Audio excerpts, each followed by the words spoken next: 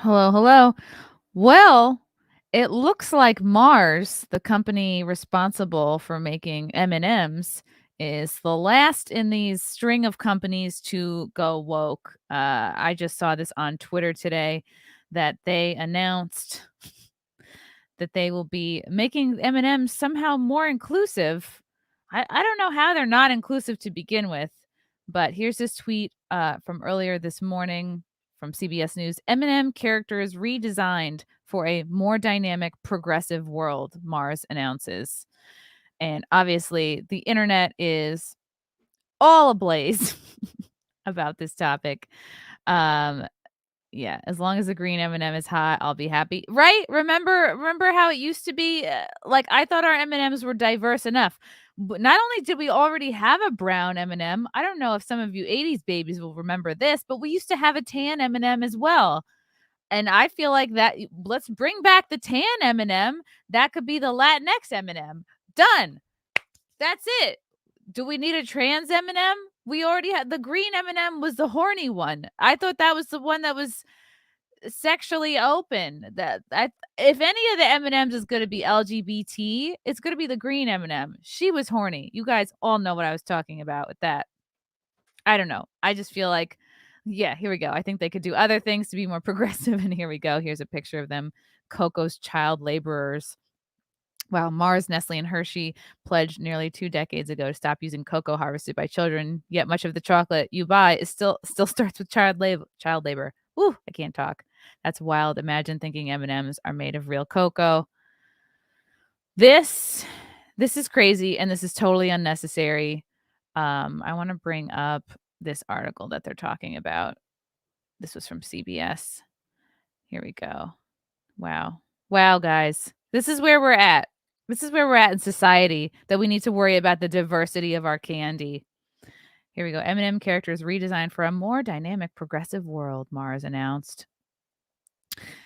M&M's iconic characters, 6 different lentils. Who's calling them lentils?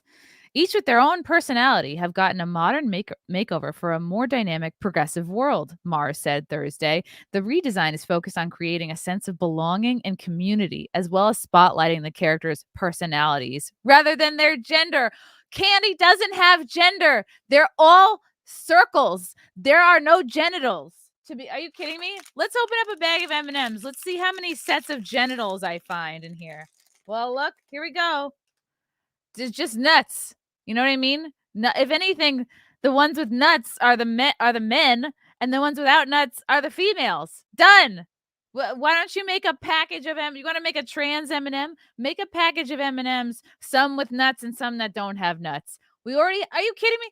M&Ms has got to be the most inclusive freaking candy out there. And I would say we, in fact, have too many M&Ms. You know, remember the good old days, my 80s babies, when we had just plain and peanut? Now we have peanut butter. Now there's coconut inside them. There's freaking, I don't know. Maybe this is the problem. Maybe this is we got to blame M&Ms for the downfall of our society, because there's too many freaking flavors of things. Now I want to eat one. That's right. I'm eating a green one, the gay one. Most notable changes include the green M&M redesign, which will exchange the white-heeled go-go boots that she was given in 1997. Guys, remember the 90s? How freaking great the 90s were? We didn't know what we had back then. So exchanging the go-go boots for cool, laid-back sneakers to reflect her effortless confidence. Are you kidding me?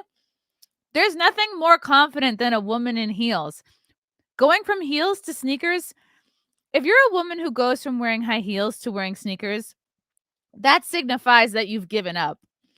You know what I mean? You're like, I'm married. I've had my kids. I don't have anyone to impress. I'm going to go from heels to sneakers. That's what you want to do to the green M&M? Unacceptable. Mars has received criticism for the green M&M sexy characterization, probably by fat white chicks who don't have boyfriends and who have probably some kind of like green blue hairstyle. The green M&M will also be better represented to reflect confidence and empowerment as a strong female and known for much more than her boots. She's not known for her boots. In fact, no one even knows the M&Ms as a he or she. People just put them in their mouth and they cry and they watch TV and they watch movies, whatever you do with your M&Ms. No one's thinking about the gender or the personality of the M&Ms, just like you're not thinking about the gender or the personality of any of your food. This is insane. This is like completely unnecessary. This is so insane. The green M&M and the brown M&M. Here we go. Guess what's coming for the brown M&M?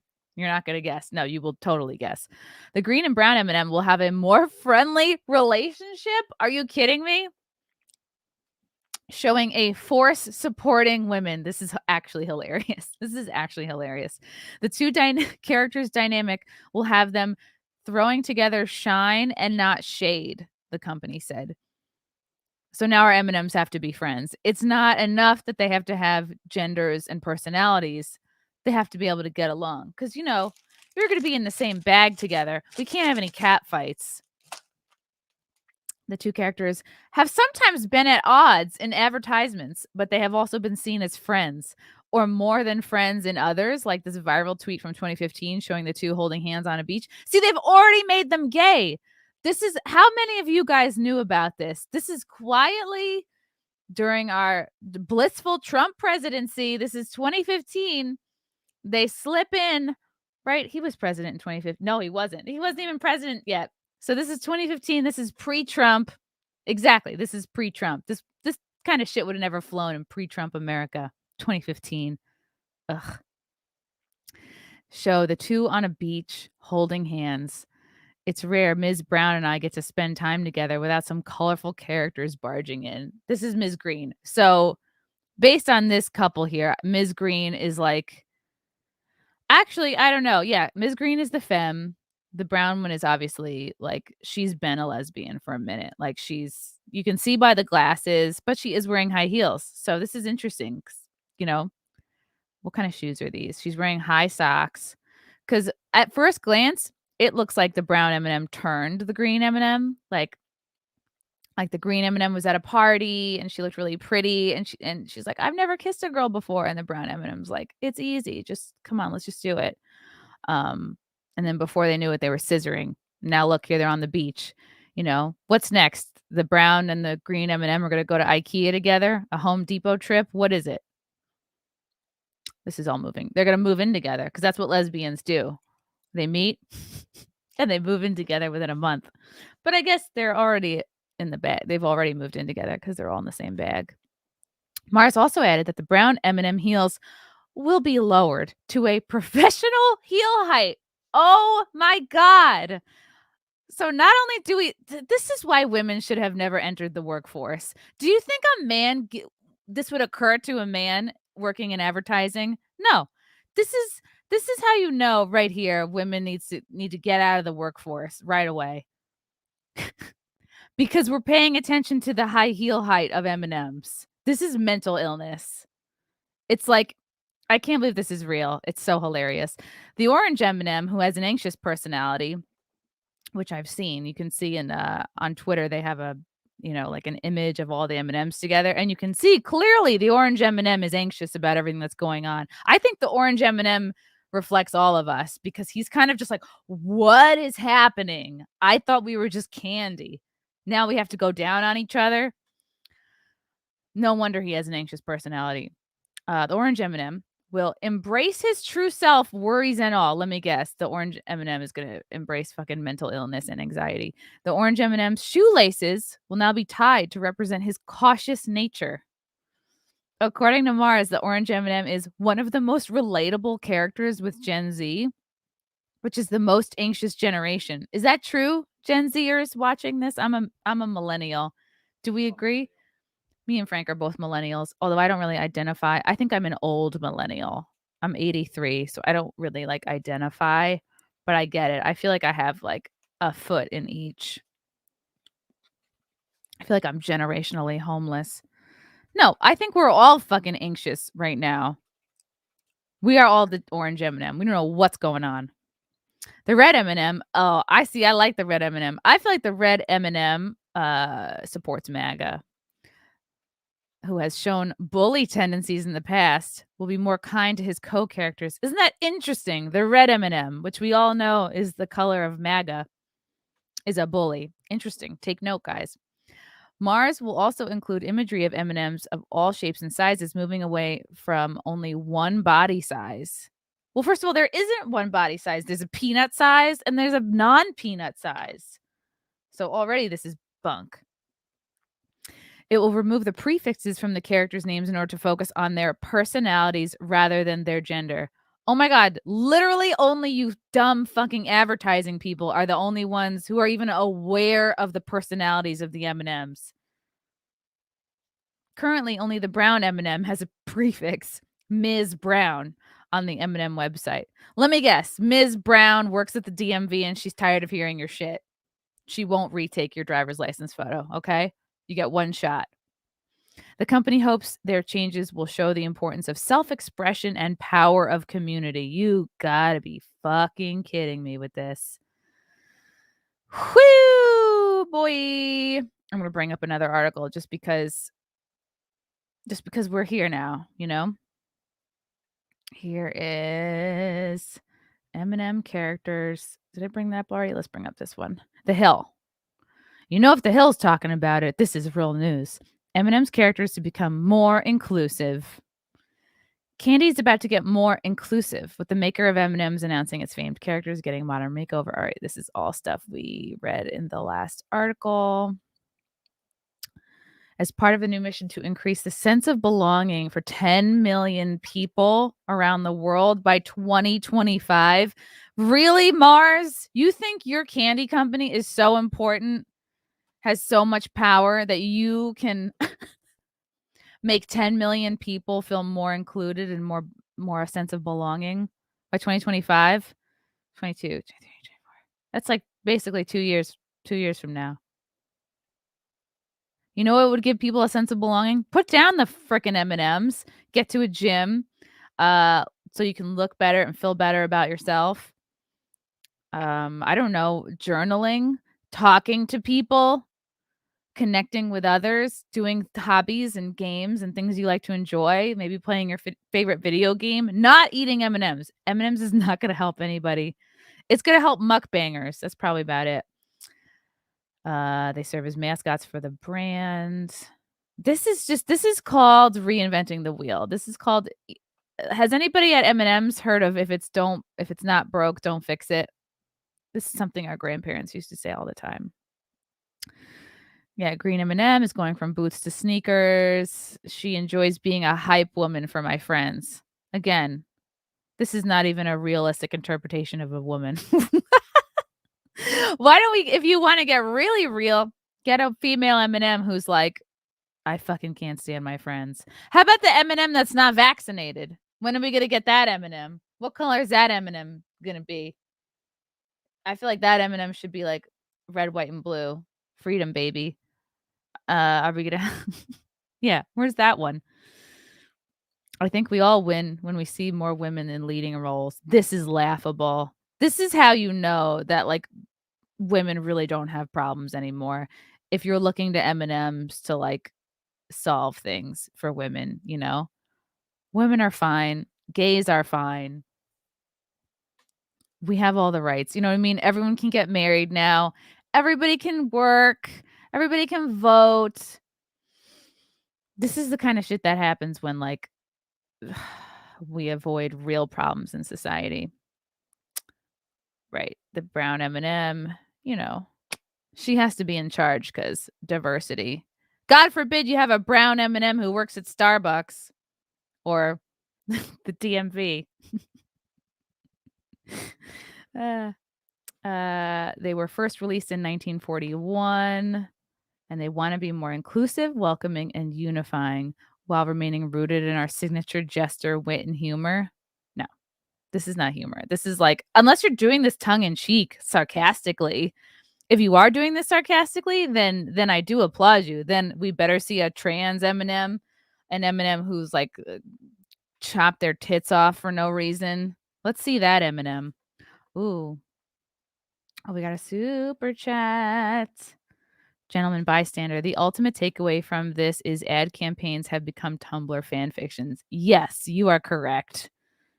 It's almost unbelievable. Divested queen. What's wrong with woke?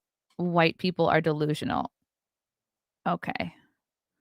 I feel like there's a brainwashed person in the chat. That's fine. No, it's all good. What's wrong with woke? God, so much. Where do we begin? The fact that we are assigning genders to M&Ms, it's what's wrong with woke. It's because it has led us to this point in history in 2022 that we are even discussing the personalities or genders uh of M&Ms. And it's not that they're personifying the M&Ms that I have a problem with. Again, I'm all for a sense of humor. I'm all for like fun advertising, but it's when these companies use words like inclusivity and sustainability that those to me are red flags of something much greater going on.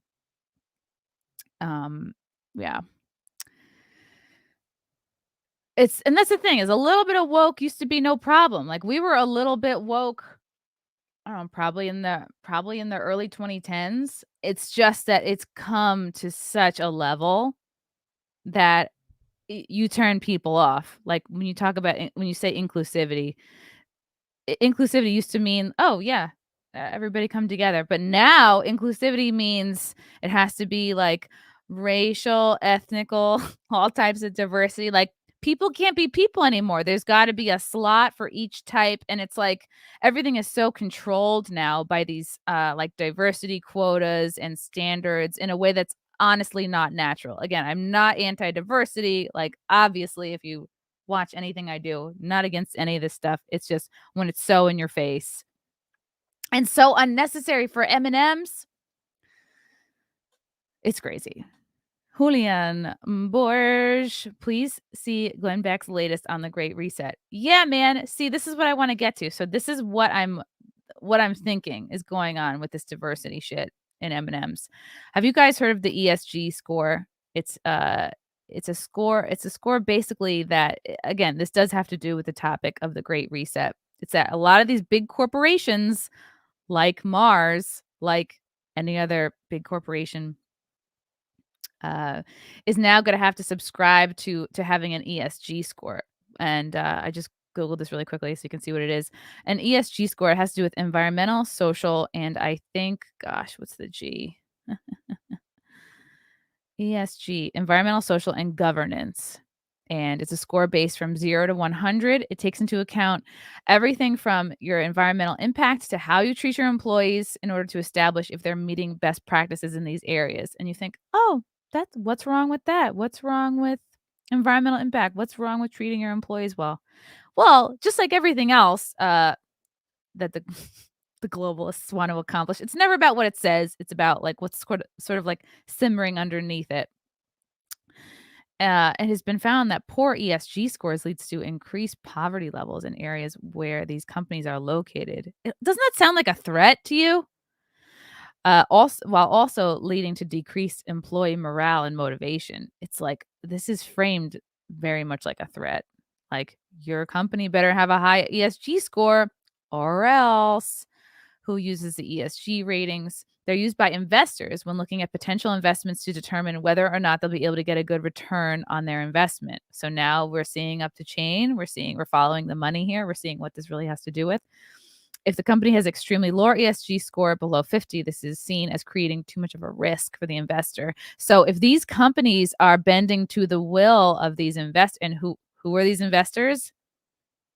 You know, whatever they kind of want, whatever they consider to be like good ESG practices is basically what they're going to not force these companies to do, but if they want investors, then their score better be up there. I'm frustrated. Yeah, score. Okay, so it's based on things like greenhouse gas emissions, energy consumptions, climate, and then here's the part. This is why I bring this up in this discussion of M&Ms. The score encompasses social factors like employee satisfaction, diversity initiatives, and business ethics standards. So this includes diversity of management, talent retention, and employee satisfaction rates. So this has to do like just like we saw with Hollywood, where certain types of people have to get roles or else the movie can't be produced. Management has to be a certain level of diverse or else what? Who knows? Who calculates the score? So who's going to benefit from all this? these third-party companies who specialize in calculating ESG scores. And then they list a number of companies who do this: MCSI, Analytics, ISS. What factors comprise an ESG score? Yeah, same stuff I said before. Employee diversity, discrimination, supplier diversity, pay ratios, equity, guys, and executive compensation. Well, I mean, I feel like this part's going to be glossed over. I think probably the executives probably don't really want it known to be what they probably don't want it public what they make. Anything above 70 is a good score. Anything below 50 is a bad score. Yeah, this all has to do with investors. The ESG score has to do with investors. So if you're not diverse enough, if you're not equitable enough, if you're not sustainable enough, then your company is not going to get investors and might tank. So maybe Mars is is diversifying their M&Ms to up their ESG score potentially. I don't know. I'm not a business person, but that's what it looks like to me. We have more super chats. I'm just going to chew into the microphone. I will look at Glenn Beck's thing, though. I like Glenn Beck. Liz BC, Starbucks just declared no mandates for their employees. A surprising white pill move. Rock on, Christine. Thanks, Liz B. Liz B friends. Yeah. We've been joking a lot that I'm going to go work at Starbucks now because you don't need to be vaccinated to work there. That's pretty cool. Man, I saw some crazy tweets responding to the vax mandates. Starbucks dropping the vax mandates. Like, I wish I had it, but it was somebody being like, I will. This was yesterday. It was trending, like Starbucks boycott.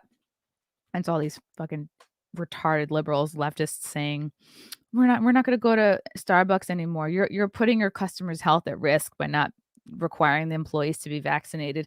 And then somebody was like, think about who goes to Starbucks. Think about who the clientele is of Starbucks. They're educated, they're intellectual, going on and on, college educated. I was like, dude, you live in a fucking bubble. Like, who Starbucks' clientele is?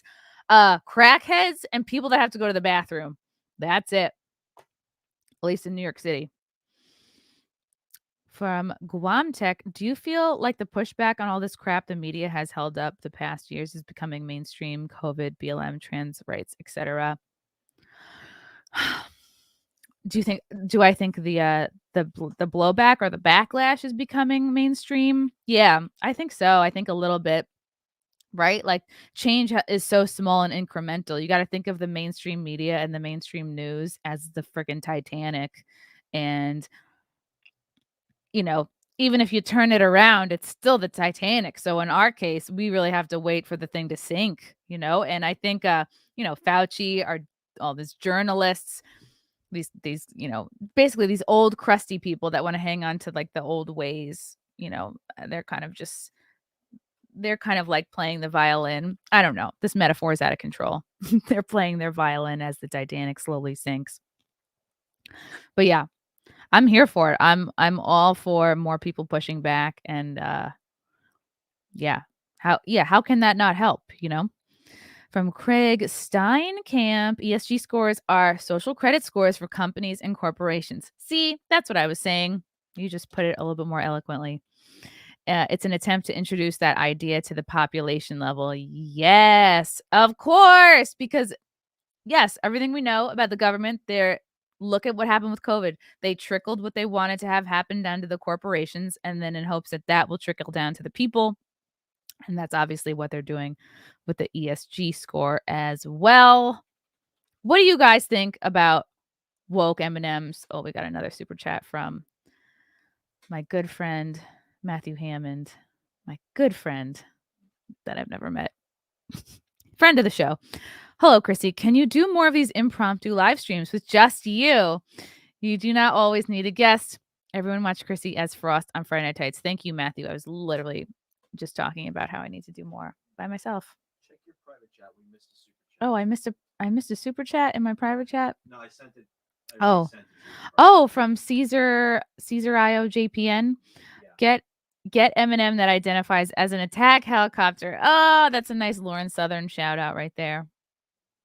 Yeah. I don't know, guys. What do you think about the woke M&Ms? Again, I maintain that we already had this with the brown and the tan ones. I think they're regretting right now phasing out the tan M&M or the Latinx M&M, as I like to call it. All right. Love you guys. Until next time.